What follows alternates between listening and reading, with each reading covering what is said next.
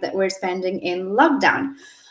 Today, we're going to speak to an amazing entrepreneur who is based in Milano. His name is Stefano Rovelli, and he's the co-founder of Singa, which is an incubator for migrants, refugees, and newcomers in Italy. Stefano, thank you so much for joining us.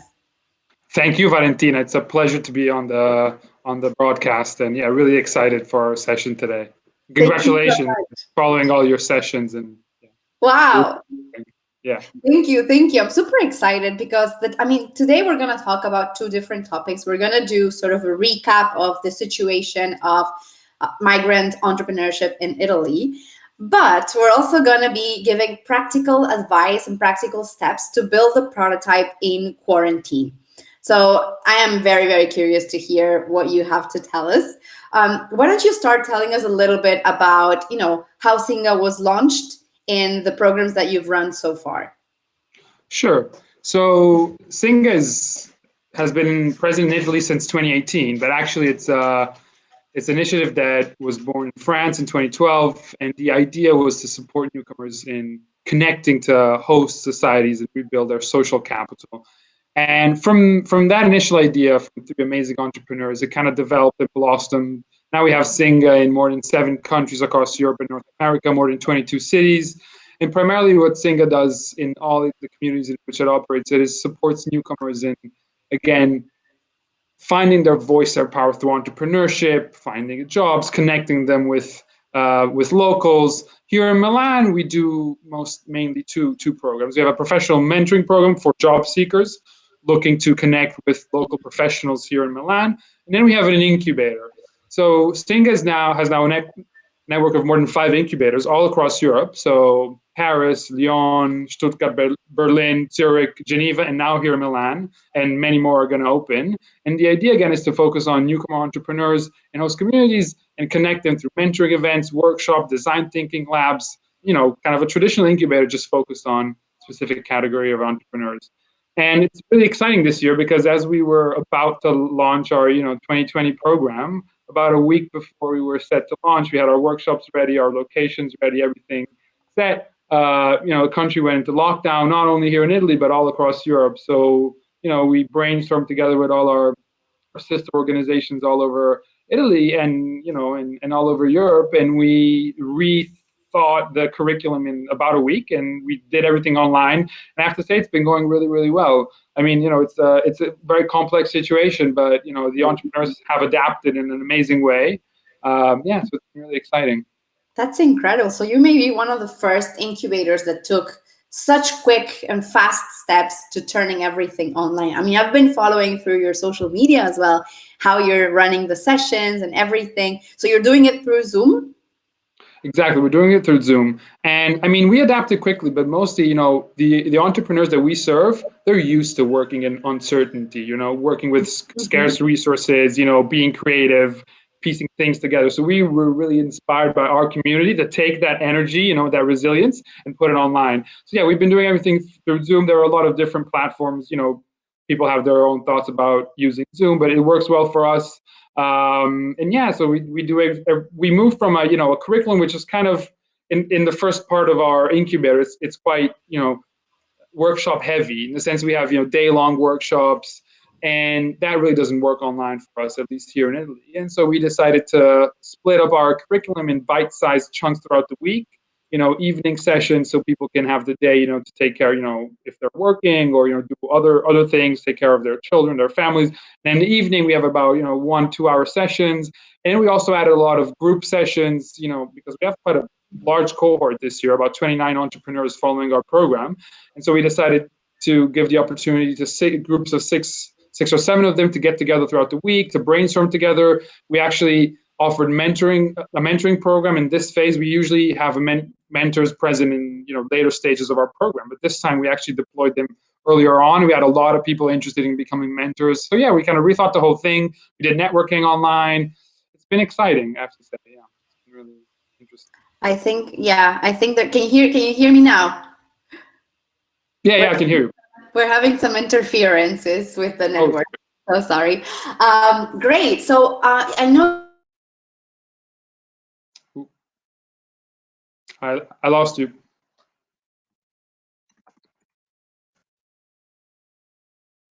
I'm not sure if you can hear me. I can hear you now. Sorry. Okay. Yep. So tell us about the survey that you recently ran with the entrepreneurs. Yeah. So when we started out this year, again, as I said, we had to rethink really quickly, and we also realized that a lot of the entrepreneurs that we served in the past years and are just a part of the network were being heavily impacted by everything that was going on. Of course, with the COVID-19 crisis, and so we were trying to understand what gaps we could fill, or if we couldn't fill them, what gaps other organizations that we work with, we partner with in Italy, could help fill. So the first thing again was to gain information. So we wanted to understand how businesses run by migrants and refugees were being impacted by the business closures, how their plan for the future had changed, how they were trying to adapt, and what resources were really missing in this critical time.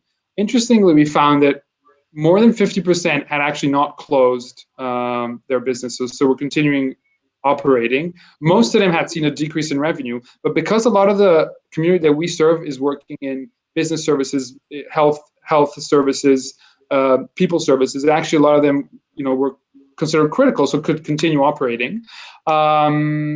They did see a decrease in revenue, and of course, that's one of the big areas that the government is trying to address. But another huge request that we saw was actually support in finding and using new marketing tools. So how to, some of them, they really didn't have a huge web presence. They might have a Facebook page, a bare bones website, or maybe an Instagram page. They were looking to increase their reach online. And so we had a huge request of people looking for advice, platforms, resources that they could use to scale their business online, find new clients, find new customers. Even the ones that work, in the food business, most of them weren't connected to, delivery networks or things like that. So they were trying to understand how they could get connected to those. So that was really interesting and something that we could act upon.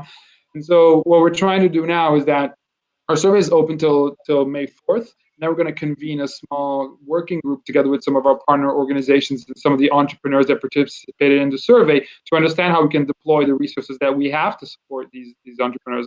I have to say the response has been overwhelming, really interesting, and again, some clear indication of how organizations such as ours and many others can still support entrepreneurs during this time. Yeah, yeah. Well, that's very uplifting to hear, honestly. Yeah. We have Ola and Zaidi saying hi. Hi, guys.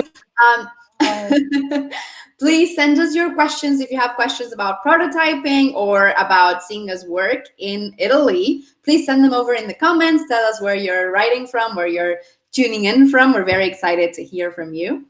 And so before moving in and diving into prototyping, one more question. So what's the plan for 2020? Have you thought about what's going to happen, in the second half of the year? Have you thought how things could evolve in terms of your programs and your online and offline interaction? Sure. So, as I said, we've been really fortunate to be able to rethink all our program and shift it online. And this has allowed us also to actually increase our reach. So we have more people participating in online sessions, and this is great. This is really what we wanted to do. So we're actually thinking of shifting our whole program up to the end of the year online as much as possible. This allows people to save money and time that they would spend coming into the city, coming into the locations that we have selected. And people have other jobs, and it costs money to take public transport, to move, to relocate. So we've seen a lot of positive feedback on that. We're going to keep on our mentoring sessions online. This allows mentors from all over Italy and the world to connect with our entrepreneurs, which has been really, really great. We have entrepreneurs now in Rome, we have them in the US, all over, which is amazing. One thing that we will do offline in a more focused way are some of our networking sessions.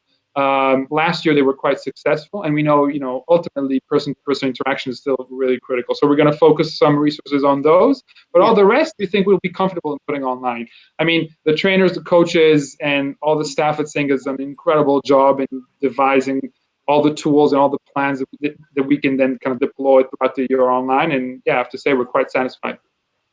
Amazing, amazing. Now let's dive into prototyping. It's a topic we've never discussed in the quarantine sessions, and I'm really curious to hear, you coming with your business background, and basically, I wanted to start by breaking down the concept. What is a prototype? Sure. So for us, this was really important part, right? Supporting entrepreneurs, and everybody's locked in their home mostly, and prototyping is an incredibly important step. So what is it? Well, thinking in general, every time you devise a solution, a product, a service, there's various steps, production, from when you kind of identify what you want to do, you produce it, and you go to a mass audience. There's a lot of steps involved. One of the most important things, of course, is to understand that each solution has a target audience, right? Yeah. And the idea is you want to create a value proposition for them. So basically, you want to solve a pain point of your target audience. So in order to evaluate if your product is really addressing those pain points, right, is really delivering the value that you want, then a great way to do that is create a working model, which is a prototype. This is something that allows you to create and test your solution, your service, with prospective users, other stakeholders, and really understand the exact needs and expectations of your target audience. And then that feeds into the kind of final design production process, and then hopefully, scaling and mass production or selling. So prototyping is a really important step where you take your idea and you start to build it, and you get feedback, and you test it, and you test that product market fit, which is really, really crucial for so many starting enterprises. Right. Right. Yeah. My next question was like, why do it? Right. Why is it so crucial? Like, in what scenarios can things go wrong when you don't create that prototype before launching? Exactly. So again, this is a really critical. So the temptation a lot of times, if you have your solutions, you want to get it to the market, of course, as soon as possible, right? Yeah. But so many things, so many moving parts going to producing that solution. So you want to sketch those out. And this sketching is actually a critical part of prototyping. It doesn't mean designing your solution, but rather identifying all the different components that make up your solution. It can be a physical product, it can be a website, it can be whatever. It has a lot of different moving parts. So in order to understand all those moving parts, how much they cost, where to source them, well, then prototyping is really, really important. And it allows you later on, to be able, if something is not working, to identify exactly what isn't working, where you got that solution from, and change it very rapidly. So prototyping allows you to be a lot more flexible and ultimately actually reach your customers quicker, and continuously change and adapt to their tastes, to their needs, and to what the market actually tells you once you get there. So it's really, really important. It's also a great way not only to get feedback on what you're doing early on, so then you can change it. It's also a great way to demonstrate, to investors, to partners, to clients, what your vision is. Even if it's not the final product, they understand that you understand what you're trying to do. You understand your service and solution, everything that goes in it, and you're going to be able, once you have the right resources, you're going to be able to deploy it, to your fullest dreams and potential.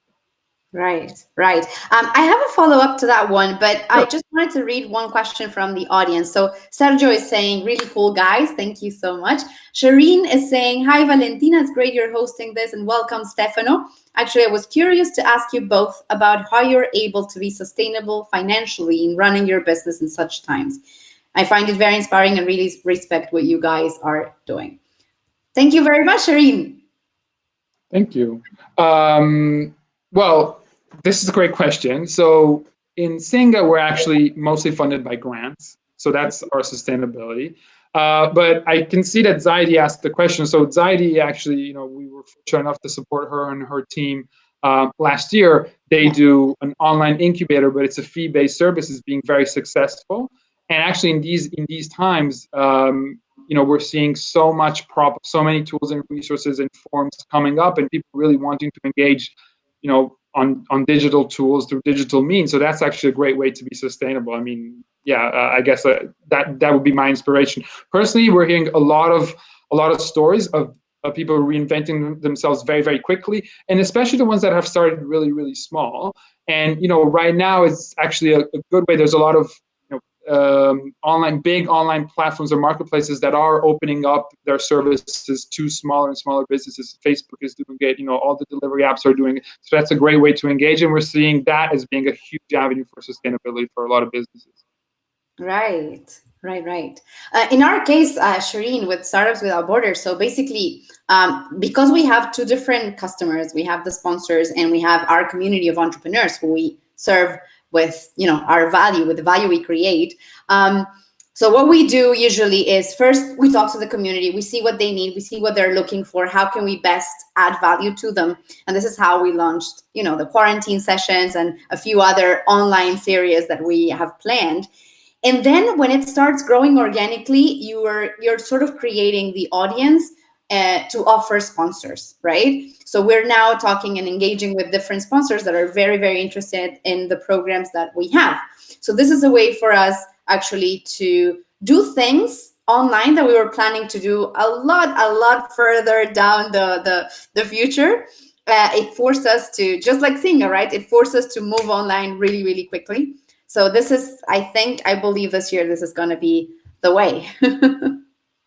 We're still seeing whether we're doing the summit offline, online, or a mix, a combination, but hopefully we'll be able to do it also offline. Nice. It's very exciting. Hope so, yeah. So moving on to prototyping, because you said something and you left me with a question as well, right? You were saying you need to test it and you go back to refining it. How long does that process last? Like, how do you time it and how do you know when you're good to go? So the timing, I would say, it really, really depends. It really depends on your solution. So some things are very easy to deploy and rethink.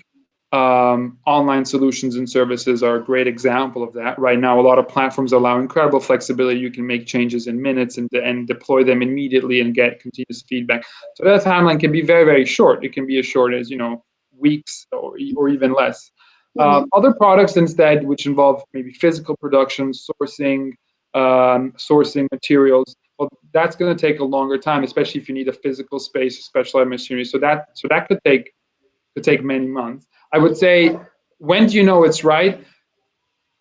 The important thing is to have a very, very clear idea of what your value proposition is and what your end goal is. So what are the pain points you want to resolve? So through the continuous feedback process, you want to ask those questions in a structured way, so that as soon as you're hitting those, say 5-star approval ratings, well, that's a really good indicator that the questions that you pose continuously, well, now you're getting the answers that you want. Well, that's a good indication. Potentially, you could start going to market. This is really great. But I would say also, and this is kind of where what we love to incentivize at Singa, is that to have as wide a network of mentors and allies as possible who can give you that feedback, which is really, really critical to let you know, well, you're ready.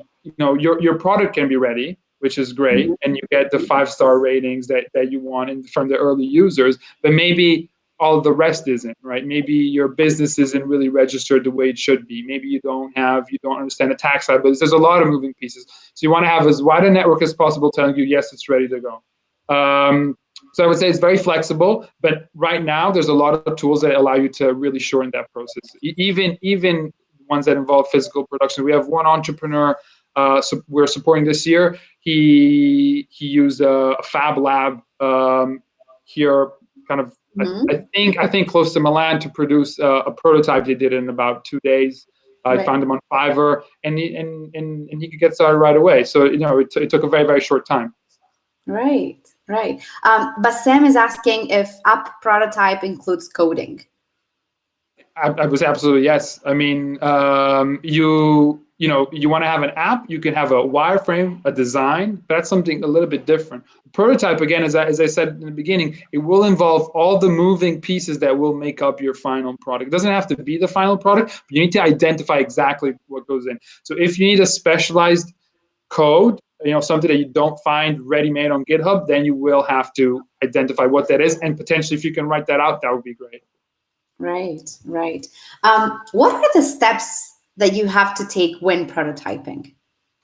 Okay, so I would say, to keep it simple and as broad-based as possible, I would say, there's 4 main steps, right? The first thing I said is create a concept, a sketch, really. And this can be actually done by hand. It can be done, there's many different ways. Hand is a good way. If people are manual, you can do it online.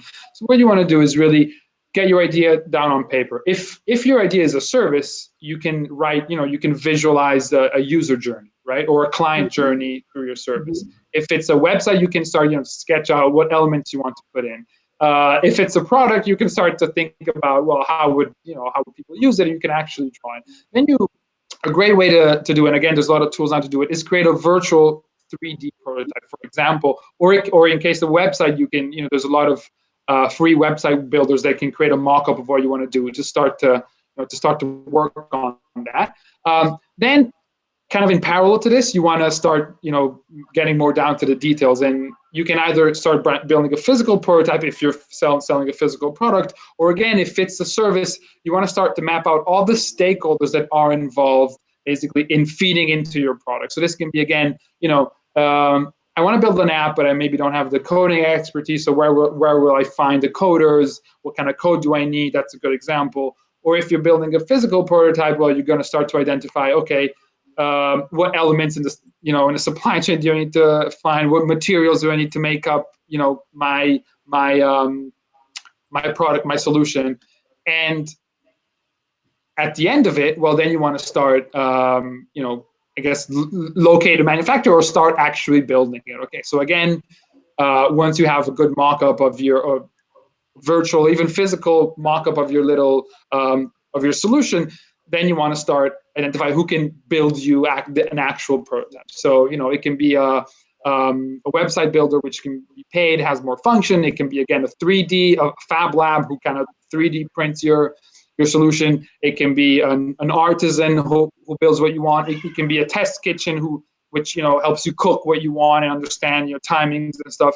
So these are kind of broadly the 4 steps. So just to create a concept sketch, a virtual prototype, physical prototype, and then manufacturing, understanding how to start to get to manufacturing.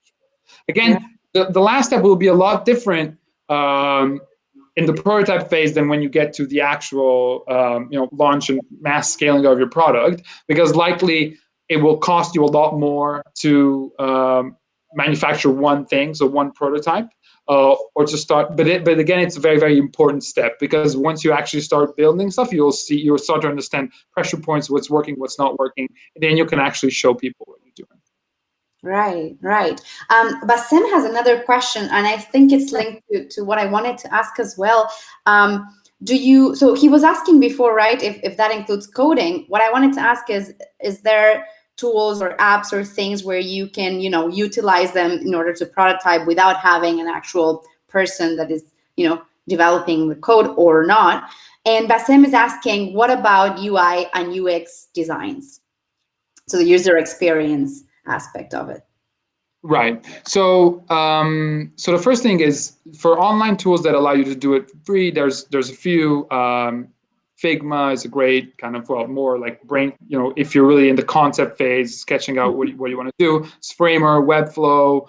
I know that Google is putting out some interesting products. I just received an email that they're starting to offer kind of online resources for people that want to build website or apps.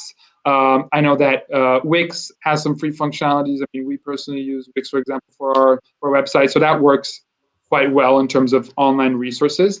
UX is really important. So I would say, before you start to work on UX, which again is kind of, of course, fundamental, especially when you're working in quarantine, right? Because that will be your interface to the people that you can't show them. I think there's a strong element of design in the UX, right? So that would be the last stage that you get to in your prototype. So that would be the, say, manufacturing side. I mean, how I would say it. So when you start to go out in the world, before you work on your UX, you want to make sure, again, that all the other elements, so everything that goes into building that UX works. You can have a beautiful looking app completely broken that won't work, right? So I would say, really focus on all the processes that go into feeding, and then you can kind of back build it. That's how I would say. I think there's a lot of different ideas, and I think there's a lot more experts than me in this, but this is kind of, from my experience, what I've seen, at least what people are using in this moment. I don't know if I answered the question. Yeah, definitely. Okay. What are the ways in which people can test it once they have the prototype? It's that get out of the building, right, that they say. So what are the ways in which they can do it, especially now in quarantine? Right. So that was a really big question that we had, and actually we learned so much from our sister organizations in Geneva and Zurich. They have a great incubator program and really focusing, especially in the beginning, on product market fit. And again, a lot of that then goes into testing and getting early feedback. So I think whilst you can't actually have people maybe use your product or taste your food or these kind of things, what you can do is all the background work, which will help you hit the ground running once you can start to get out of the house and meet people. This again is more for kind of physical production rather than websites. So what you can do is you can build great service. You can work on your pitch so that people that haven't even met you understand what you're trying to do, and you can really refine. You can understand the people's tastes. You can send them colors. Send them pictures. Really get in depth. People now, what we're seeing is people are really engaging a lot through online surveys, and a lot of people are available to give that feedback. People, they're you know there's a lot of stress and a lot of trauma going on in our communities right now.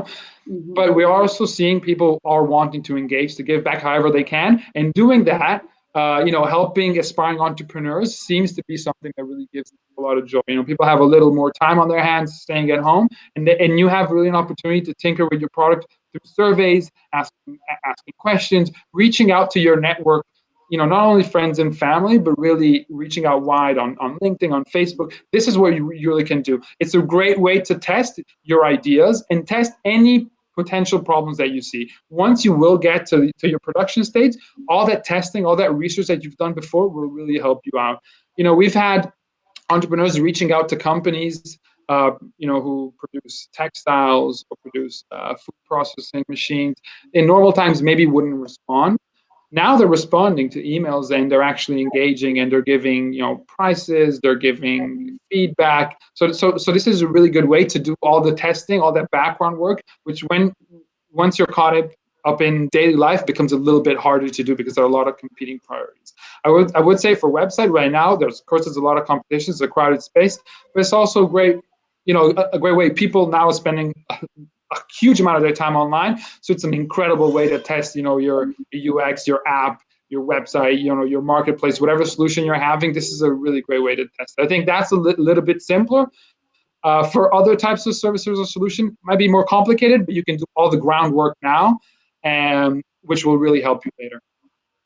Right, right. It resonates with other things that we're seeing, not just here in Italy or in Europe, but also in Silicon Valley, in the US, and elsewhere. Last week we spoke to Brian Bortley from the Skydeck Accelerator in Silicon Valley. He was saying the same thing, right? Like now, VCs, investors, now is the time to contact them because they have Absolutely. more time in their hands, right? Which brings me to a next question related to investors. How can prototypes help you or boost, that pitch to get an investment or to actually approach an investor? Absolutely. So what we're seeing from investors here in Italy, and investors in Italy are quite conservative, with respect to the Silicon Valley. So I think it's a great testing ground. If you're able to attract VC funding in Italy, you're probably going to make it anywhere in the world. Right. But so interestingly, a prototype, as I said, if you follow the steps that we talked about before, so you really understood all the moving parts, all the elements that compose your solution. If you have that down when you build your prototype, even if it's not perfect looking, even if it's not finalized, an investor, an experienced, engaged investor will understand all the work that went into doing it. If you present a prototype, they will see that and they will understand your commitment to your idea, how Mm-hmm. much right? Team expertise is something that is incredibly valued in when investors are looking at various companies. If you show that actually in your prototyping phase you did all that research and you know what you're talking about, having a prototype there will be incredibly valuable. Touching, and seeing something, of course, helps with your pitch. That's very, very important. So I would say it's really, really critical. It can really be a springboard to get the conversation to the next level with investors. A lot of companies now, a lot of startups are going through incubator accelerator processes. So are actually starting to talk to investors before they actually have a working prototype, which can be Mm-hmm. great for some teams, but actually in some other cases, investors are kind of overwhelmed by all these, pitch decks, but Yeah. they can't see the prototype. So if you have a prototype, well, that can be a game changer in a crowded field. Right. Right. What are the tools? I mean, we mentioned some already, but I just wanted to wrap up for everyone watching, that want to take steps and may not have the budget to actually, hire or have a developer on board. What are those tools again? Can we list them? The tools to actually. Sure. Sure. So Figma is a good online tool. We have Framer, Webflow. I'm not sure if they have how much their free versions offer, but they Mhm. do. If you're looking to just brainstorming tool, I mean, even Zoom can help. Zoom has the whiteboard function, which is really great and engaging. Has the rooms function. So if you're Oh, just looking brainstorming, it works really well. You can draw on people's screen. You can divide groups in smaller groups without creating a new meeting. So it has a lot of functions if you're looking to connect your team together. I would say those are the ones that I know of. But again, right now we're really seeing a lot of solutions being deployed. For us personally, we're using Zoom and it's working well. mhm. But there are others. Right, right. And just before we go, I wanted to give people an overview of the entrepreneurs that you're working with in Milano. Can you tell us about perhaps three or four startups that went through the process and what stage they're at now? What are their businesses? Sure. So, well, I'll start from Zaidi. So Zaidi is part of the three-person team. It's Zaidi, Irma, and Vanessa. So what they decided to do, they decided to put their experience as entrepreneurs in Italy to serve other aspiring entrepreneurs, primarily from Central and South America, Mhm. um, entrepreneurs who want to launch their business in Italy and need to navigate the ecosystem. So what they do is they have online and offline sessions where people can pay a fee and participate in. And what they do is they give kind of business coaching and give a lot of points and tips on how to start your business in Italy and also how to run your business. So basically, they're one of our competitors. Uh, Right. what they do, they really support a lot of entrepreneurs through that, and they're doing great work, and their sessions are super fun. Another entrepreneur that we had, again, an interesting story. So he was called Andreas. He's from Milan, and his idea was to use some spaces that he was using for his laboratory. What he and his team do, they build wood, metal, and glass products for shops in Milan. Some of the great shops in central Milan. All the luxury shops they build. The interior. So he had this huge space that he wanted to put to use, and he wanted to create a co-working space for other artisans that might not have the resources or the spaces, to Yeah. start working. This was a huge thing because co-working spaces are popping up everywhere. Yeah. However, they leave out people who actually want to manufacture things. It can Yeah. be really hard to find where to do it. So he had this idea and ambition. And he was actually able to pilot that, so prototype that, because he received a grant from the region, a substantial grant, to open up a prototype of this co-working space in an area in Milan, and it's great. And we just heard from him a few months ago, and he was actually able to secure that grant, which is great to get started. There's another entrepreneur who had this idea of creating an online marketplace for delivery services, specifically from West Africa to Italy, starting from Senegal, and now he moved back to Senegal. As kind of, well, he used to move back and forth, and now he he's blocked in Senegal, really to start building his marketplace. And he has a partner there, which is a huge logistics company from Italy that has opened a great innovation hub near Dakar. And so he's using them as a partner to really start his process. He has his website, he's up and running. So these are some of the entrepreneurs that went through the process last year. And this year, we're really seeing so many more ideas, from media and comms companies, to people focusing on food, a lot of fashion, so many really, really interesting solutions. Actually, one of the businesses that we supported last year, which is thriving right now, is a two-person team. They have a cleaning service. We're really focusing on using sustainable products, but also doing sanitizing industrial spaces or restaurants. And of course, now their business is booming. They're real expert in what they do. They're really thorough, and they were able through Singa to kind of build a little bit their online presence, build some client base, and now they are some of the ones that are telling us that their business is really scaling up. Wow. Yeah, I was lucky enough to meet some of the entrepreneurs, some of the Yeah, startups exactly. in Milano, and they're really inspiring. I mean, they're great. The way they took everything from idea to execution was incredible. So congratulations again for the amazing work that your guys doing. Well, thank you. No, and thank you for all the support, and it's really exciting also seeing all the incredible entrepreneurs that are just part of the wider startups without borders families. And I have to say, this year, even given this terrible situation we're facing, I feel like the group of entrepreneurs we're supporting are going to be doing even more exciting things than last year. So yeah, it's going to be stay tuned. We're definitely going to release some interesting information about them quite soon.